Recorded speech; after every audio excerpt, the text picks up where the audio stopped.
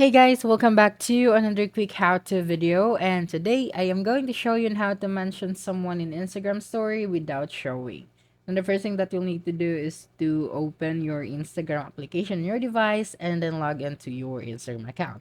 Now let's try to add a story since this account hasn't been used for how many days, so it doesn't have any story. So let's add a new story and then click on share your story. So you can choose between share your story to your Facebook account as well or not now.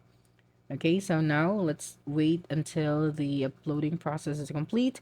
And then now let's try to go and check your story. And then you can see the three dots at the bottom right corner of the screen. You just have to click on it and then click on the add mentions option.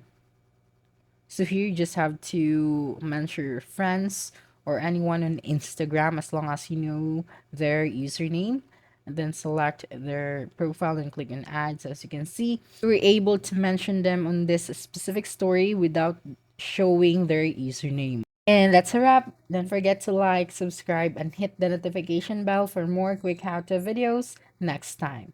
Adios.